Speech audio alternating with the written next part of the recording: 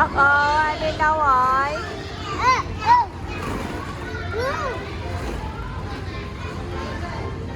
Hai bên đâu rồi?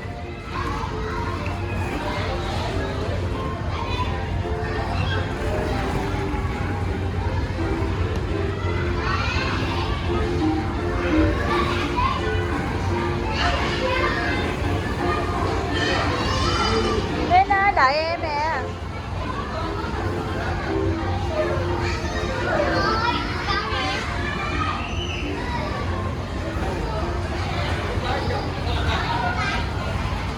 Hello Min.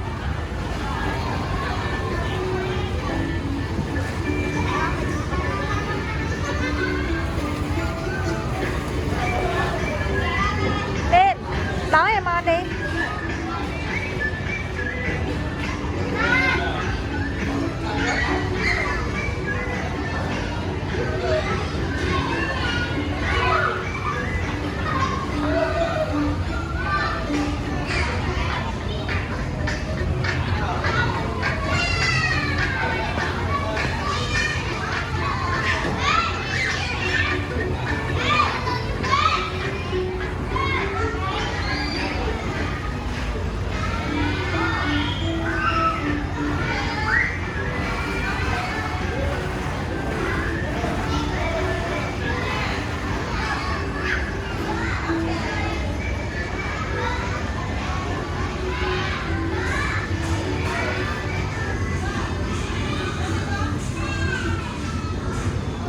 Hoa Long qua chị hai hả? Đây, đây. Let's go, let's go. Mau đi trước đi, mau đi mình đi.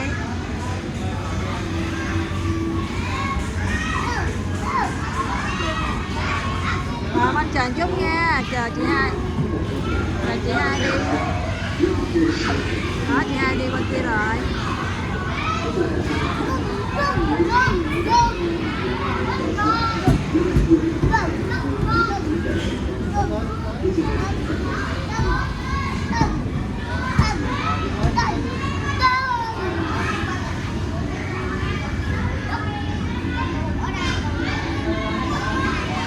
Mau đi qua đây nè, mau đi qua đây. Rồi chị hai qua, chị hai qua.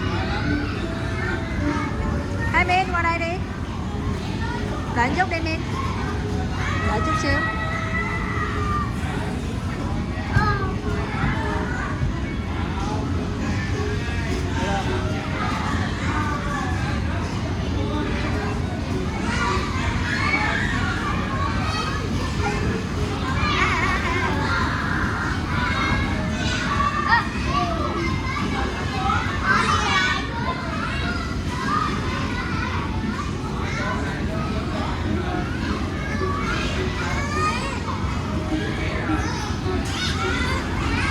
Đi qua kia với hai Min kìa. Đi đi qua kia, đi. Cái nhà xin thông báo hiện tại 21 giờ 00 phút chỉ còn 30 phút nữa cùng vui chơi sự thức đóng cửa. Kính mong phụ huynh kiểm tra kỹ tư trang trước khi ra về. Xin nhắc lại hiện tại là 21 giờ 00 phút chỉ còn 30 phút nữa cùng vui chơi sự thức đóng cửa. Kính mong phụ huynh kiểm tra kỹ tư trang trước khi ra về. Kêu này xin cảm ơn. Mon ơi. Mon.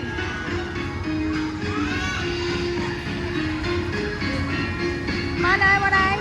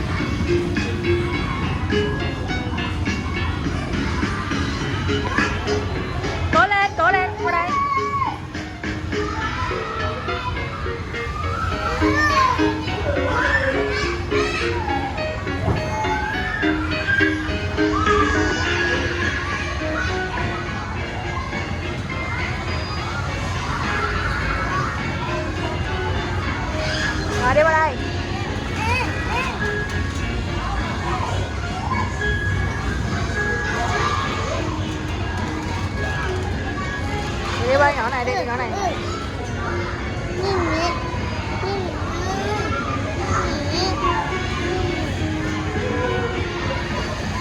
Dạ, ấy da, tao.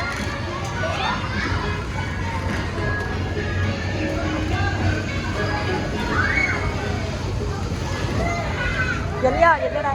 Rồi đi.